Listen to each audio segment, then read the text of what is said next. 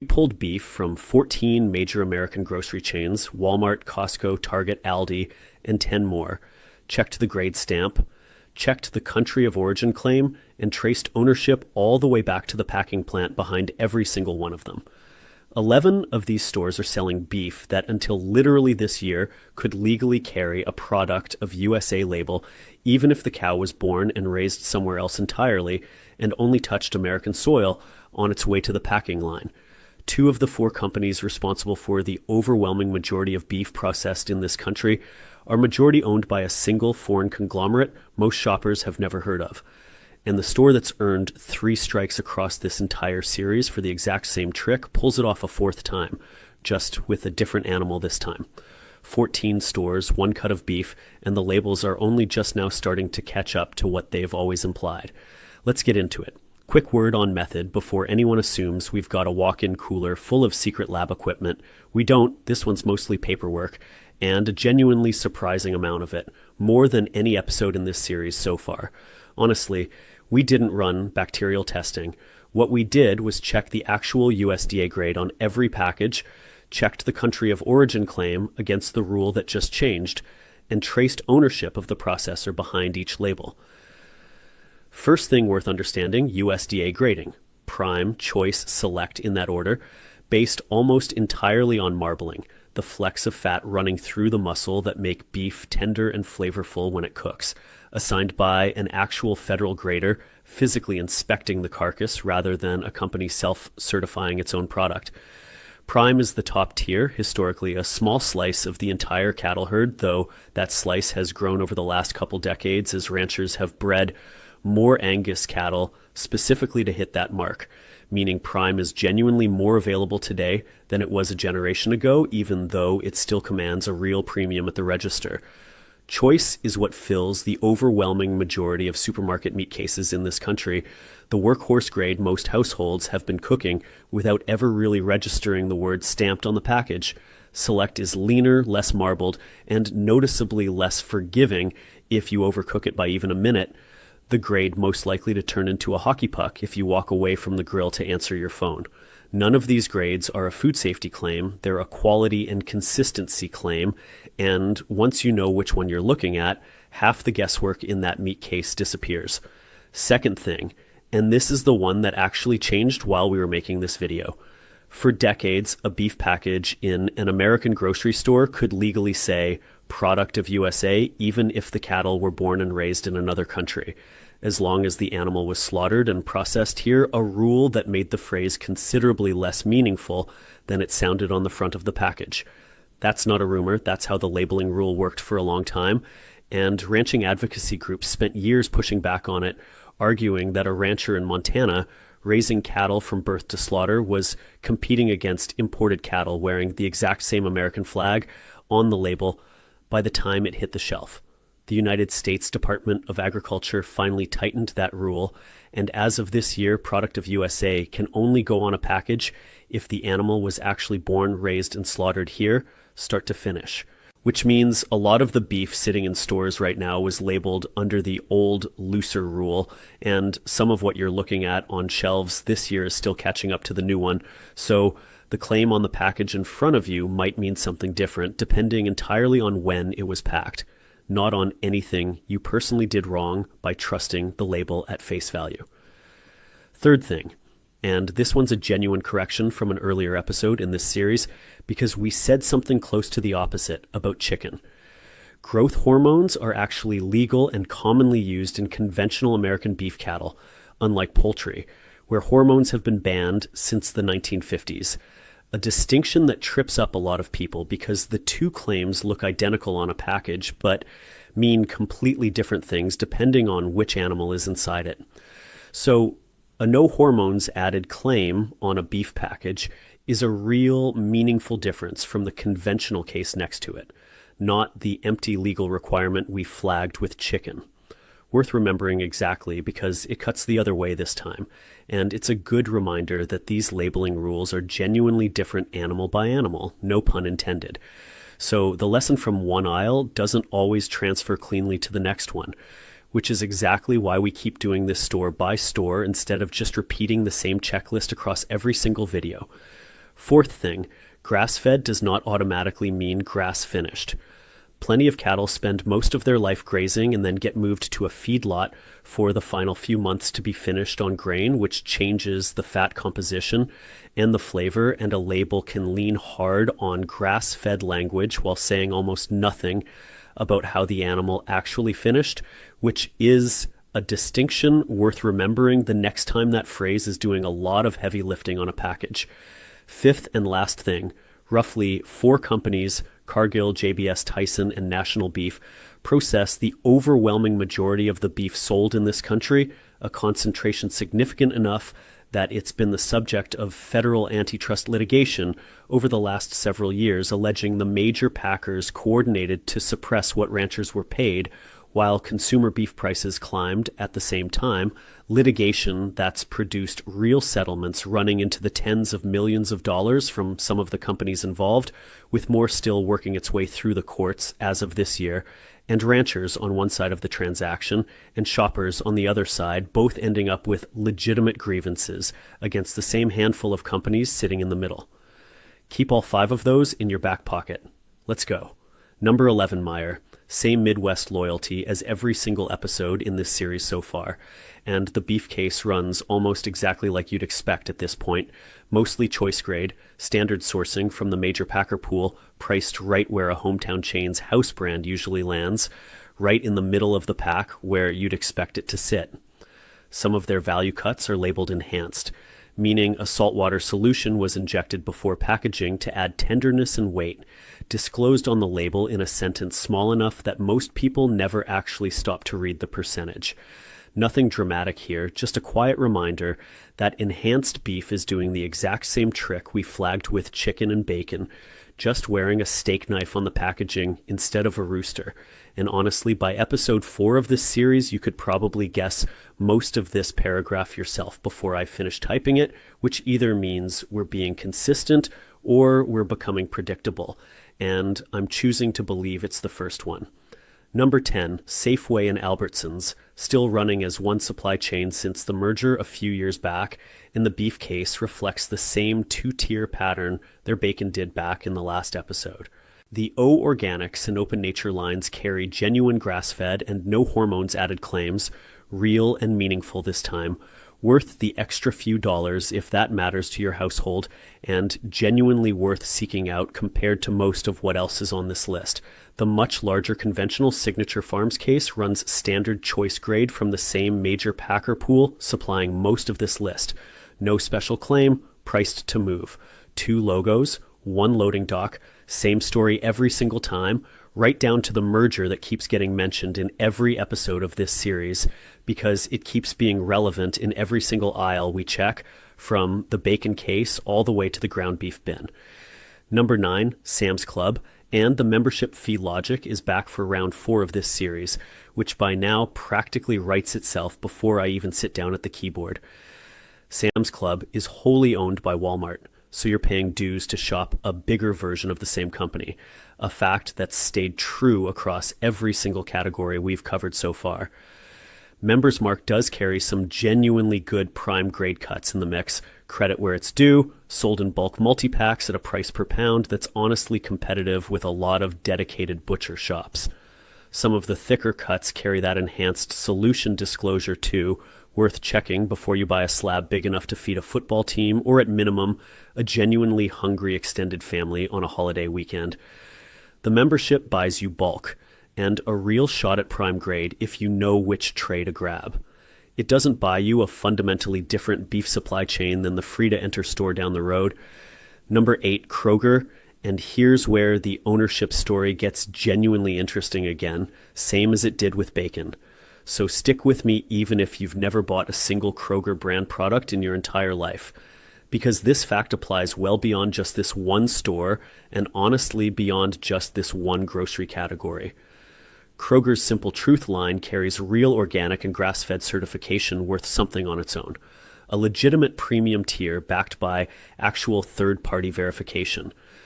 The much larger volume of conventional Kroger brand beef traces back to the same handful of major national packers, and 2 of those 4 companies, JBS and National Beef, are majority owned by Brazilian conglomerates, JBS through its own Brazilian parent company, and National Beef through a Brazilian meat processing group that's held a controlling stake for years.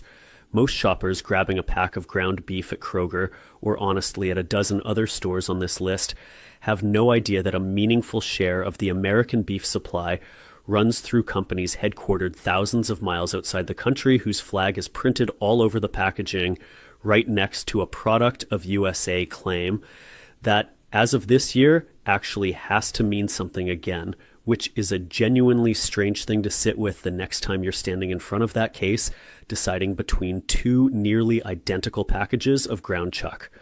Number 7, HEB, and I know, Texas, cattle country, please don't come for me. I say this one with genuine love every single episode, and I mean it every time. HEB's Hill Country Fair beef runs standard choice grade through conventional sourcing, and the in-store butcher counters at many locations genuinely do more hands-on cutting than a straight private label operation, which is a real point in their favor worth crediting up front. The packaged beef in the regular case, though, traces back to the same short list of national packers as everything else on this list, including plants that are statistically more likely than not sitting somewhere in Texas or Kansas, rather than actually owned by the state's own ranching heritage, the packaging quietly implies. Independent ownership bought HEB a great reputation. It didn't buy them out of the same 4 packing companies everyone else is standing in line behind, no matter how many Longhorns are painted on the building or how good the breakfast tacos are 3 aisles over. Number 6, Publix. Employee ownership, again, genuinely rare, genuinely admirable. One of the largest employee-owned companies in the entire country. And it shows up more in customer service than in the meat case specifically, though it's still worth knowing while you're standing there comparing 2 trays and trying to decide if the extra few dollars is worth it this week. Publix's Green Wise beef carries real grass-fed and no hormones added certification, a legitimate upgrade over the standard shelf, and independently worth the extra cost if that's a priority for your household. The regular Publix brand beef a few feet away runs conventional choice grade from the standard packer pool. No special claim. Price to move. Same 2-tier story as almost every stop on this list, and the deli counter calling you by name doesn't change which tier ended up in your cart, though it does make the checkout line feel a little friendlier. Number 5, Wegmans, upstate New York, deep breath. I know exactly how fast this comment section moves by episode 4 of a series like this. Wegmans' beef program does include a grass-fed, no hormones added tier that's real and verified through their own supplier standards rather than a phrase that just sounded nice in a meeting. The broader beef selection is sourced through the same small circle of national packers supplying nearly everyone else on this list, just wearing a Wegmans label instead of the packer's own name on the wrapper. The produce section earned the road trip. The beef case is riding along in the same trailer as everybody else's, just with better signage pointing you toward it and a slightly more scenic parking lot to walk through on the way in. Quick pause because we're near the halfway mark and I want to name the pattern instead of pretending you haven't already spotted it 4 videos into this series. Almost every single grocery chain in this country runs the same 2-tier setup. A real premium line with genuine certifications sitting a few feet away from a conventional line sourced from the same 4 packing companies, and the price gap between them is usually doing more work than the actual sourcing difference. That's not us running out of things to say. That's just how consolidated this entire industry actually is. And honestly, it's a little bit wild that it took 4 separate grocery categories for that pattern to become this obvious. Onward. Number 4, Sprouts, and this is where the grass-fed versus grass-finished distinction actually matters most on this entire list, more than at any other stop we've covered so far in this whole series. Sprouts leans hard on grass-fed language across its beef selection, technically accurate and worth something, but grass-fed alone doesn't tell you whether that animal spent its last few months on pasture or in a feedlot finishing on grain, and Sprout's packaging rarely specifies which one you're actually holding when you pick up the tray. Some of their lines are genuinely grass-finished and clearly marked as such, which deserves real credit. It's just buried next to plenty of grass-fed language doing more marketing work than nutritional or flavor work, which is exactly the kind of small print distinction this entire series keeps circling back to, no matter which aisle we're standing in. Number 3, Target. Good and Gather's beef carries the same clean label push that redefined Target's grocery lineup back in 2019, real no hormones added and, on select lines, grass-fed certification worth crediting, and a genuinely more transparent packaging redesign than a lot of the competition managed in the same era. Here's the part that matters given everything we just covered about the labeling rule. Some of Target's beef sold earlier this year was still catching up to the new product of USA standard, meaning the claim on a package you bought a few months ago may have meant something meaningfully looser than the same claim printed on a package today, purely because of when it happened to be packed rather than anything Target did differently. The processor behind the label, like most private label programs on this list, is one of the same handful of national packers showing up at half the other stores already covered in this video, a fact that the millennial pink packaging works very hard to make you forget while you're standing in that particular aisle. Number 2, and like every episode in this series, I actually want to defend this one a little. Walmart, great value. Walmart is the largest retailer on the planet by revenue, and Great Value beef is exactly what it looks like. Standard choice grade, sourced through the conventional packer pipeline. No grass-fed claim, no hormone claim, nothing dressed up as more than it is. Some multi-packs carry the enhanced solution disclosure worth a glance before buying in bulk. Nobody walking down the Walmart meat aisle thinks they're making a specialty purchase.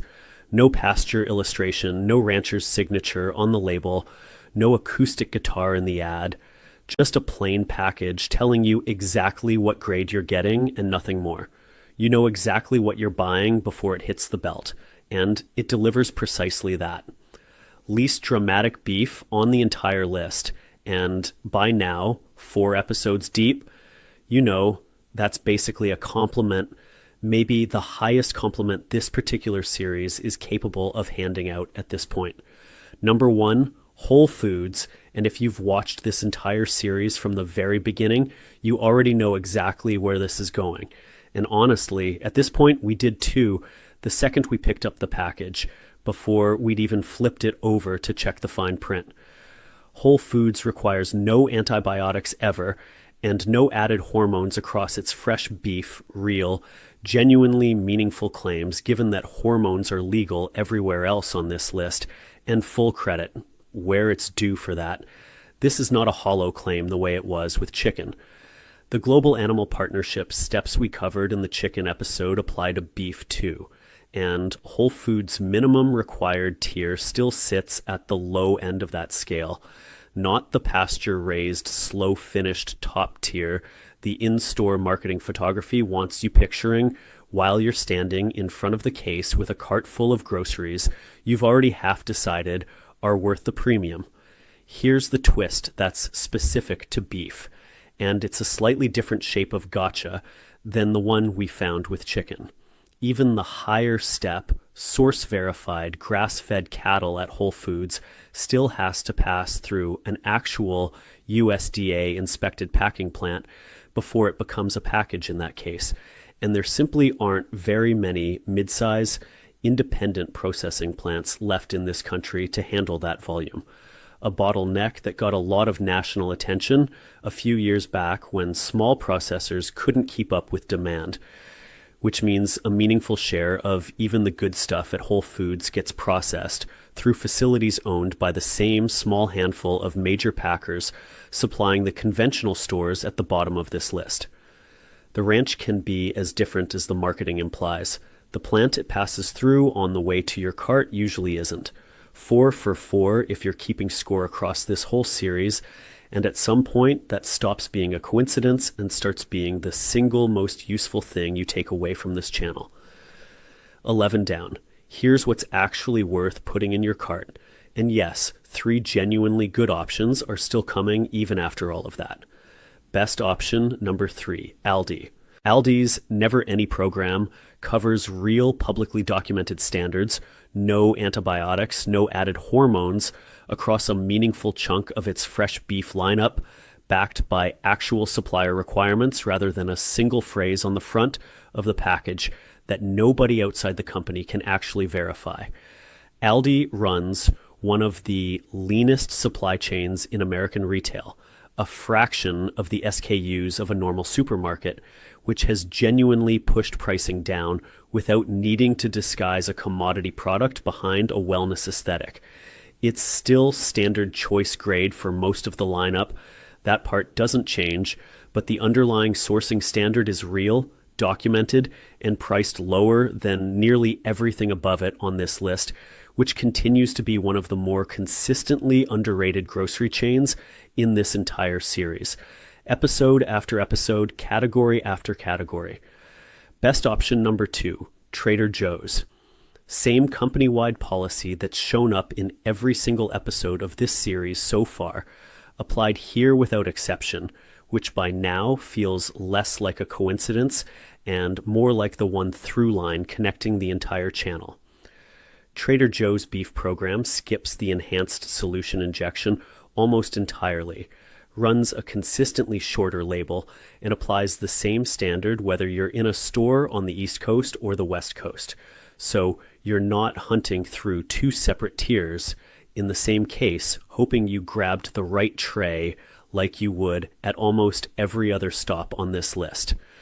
The trade-off is the same one we've flagged before, a shorter shelf life because there's less engineering keeping it stable, which is exactly what honestly processed beef is supposed to look like, even if it means planning your cooking around a slightly tighter window than you'd get from a package sitting under a heavier dose of preservation science.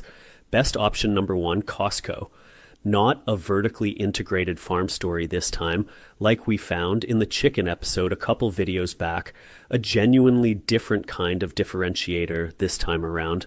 Costco has become one of the largest single purchasers of USDA prime grade beef in the entire country, reportedly buying a share of the national prime supply large enough to noticeably move that market on its own. According to reporting on the meat industry over the last several years, that's tracked exactly this trend. That's not marketing language, that's a purchasing scale most single retailers simply can't match, built on long-term relationships with suppliers rather than short-term spot contracts, which gives Costco more leverage to demand prime grade at a price a typical supermarket couldn't offer without losing money on it. A genuinely different kind of leverage than anything else on this entire list. Kirkland signature beef isn't uniformly prime across every single cut. Some of it is still choice depending on the item, but the odds of finding real prime grade at a reasonable price are consistently better here than almost anywhere else on this list.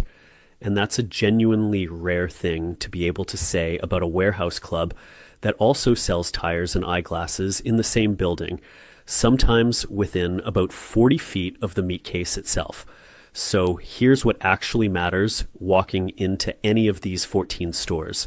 Whether you're stocking up for a full week of dinners or just grabbing something quick for tonight after a long day, check the grade stamp first, prime, choice, or select, because that tells you more about what you're actually cooking than almost anything else printed on the package. And it's one of the few claims on any meat package in this entire series that's been independently, objectively verified by an actual USDA grader rather than self-reported by the company selling it to you. Product of USA finally means what it sounds like as of this year, but plenty of older stock and slower moving private label lines are still catching up. So don't assume every package reflects the new standard yet, especially anything that's been sitting further back in the case. Remember that a no hormones added claim on beef is real and meaningful, unlike the same claim on chicken. So it's actually worth paying attention to here. One of the rare cases in this entire series where the obvious sounding claim turns out to be the honest one. Grass-fed is not the same claim as grass-finished, and if a label doesn't specify which one you're holding, assume it's the weaker version until proven otherwise. And remember that a meaningful share of the beef in this country, regardless of which of these 14 logos is on the front, runs through the same 4 packing companies, 2 of which are majority owned by a foreign conglomerate most customers have never heard mentioned, a detail that changes nothing about how the meat tastes and everything about how confidently you should trust the flag printed on the wrapper. Different package, different grade stamp, same 4 plants behind most of it. None of this means you need to interrogate a butcher counter every single week or drive across the state chasing a specific ranch. It means the grade stamp is doing more honest work than almost any other word on the package. The country of origin claim only just started meaning what you always assumed it meant. And the difference between a good beef purchase and a mediocre one usually comes down to reading 3 small pieces of information instead of trusting the photograph of the pasture on the front. Check the stamp, check the claim, and you'll know more standing in that meat case for 10 seconds than most of the people shopping around you. 4 episodes into this series now, and the pattern underneath all of them keeps landing in roughly the same place. A small handful of massive processors sit behind almost every logo on almost every shelf. The words doing the most emotional work on a package are frequently the ones backed by the least actual regulation, and the one store that keeps building its entire identity around being the exception keeps turning out to be running the same supply chain as everyone else, just with better lighting and a friendlier font. That's not a reason to stop shopping anywhere on this list. Plenty of genuinely decent products showed up even among the avoid entries. And nobody's asking you to boycott your neighborhood grocery store over a grade stamp. It's just a reason to spend 10 extra seconds reading the fine print before the tray goes in the cart. Because at this point in the series, you already know exactly what you're looking for, and that alone puts you ahead of most of the people pushing a cart down that same aisle this week, whether they've watched a single one of these videos or not.